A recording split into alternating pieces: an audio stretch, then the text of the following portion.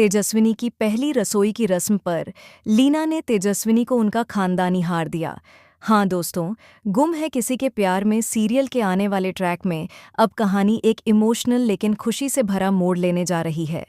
जब तेजस्विनी की पहली रसोई की रस्म होती है तो वह पूरे मन से सबके लिए खाना बनाती है।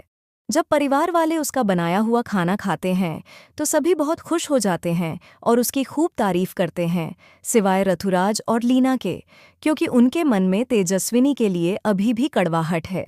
इसी बीच काका साहब लीना से कहते हैं कि जैसे हर बहू को उसकी पहली रसोई की रस्म पर परिवार की तरफ से कोई तोहफा दिया जाता है, वैसे ही तेजस्विनी को भी उसका हक मिलना चाहिए। वह चाहते हैं कि खानदानी हार तेजस्विनी को दिया जाए। यह सुनकर लीना नाराज हो जाती है और कहती है कि यह लड़की हमारे खानदानी हार के लायक नहीं है और वह कोई तोहफा नहीं देगी। लेकिन काका साहब साफ कहते हैं कि वह इस घर के सबसे बड़े हैं और उन्हें पूरा अधिकार है कि वह बहू को आशीर्वाद और तोहफा दें। अगर लीना नहीं देना चाहती तो वह खुद तेजस्विनी को यह तोहफा देंगे। यह सुनकर लीना को मजबूरी में मानना पड़ता है और वह तेजस्विनी को परिवार का खानदानी हार देने के लिए तैयार हो जाती है।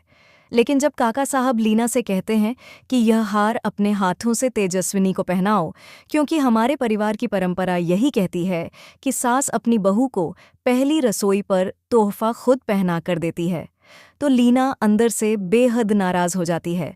फिर भी वह रस्म निभाती है और हार पहनाते वक्त चेहरा बना लेती है। एक तरफ ऋतुराज का खून खौल रहा होता है, क्योंकि वह यह नहीं देख पा रहा कि तेजस्विनी को परिवार में प्यार और सम्मान मिल रहा है। दूसरी तरफ लीना भी मन मारकर रस्म निभा रही होती है। वहीं जब नील तेजस्विनी के बनाए खाने की तारीफ करता है तो पूरा परिवार उसे चिढ़ाने लगता है। इस बीच नील और तेजस्विनी के बीच प्यारी सी नोकझोंक भी देखने को मिलती है, जो पूरे माहौल को हल्का और खुशनुमा बना देती है। लेकिन ऋतुराज ये सब देखकर आग बबूला हो जाता है और गुस्से में वहां से उठकर चला जाता है, क्योंकि अब वह भी समझ चुका है कि उसका तेजस्विनी से कोई सच्चा लगाव नहीं था। वह बस अपने ईगो और हार की जलन में ऐसा कर रहा था।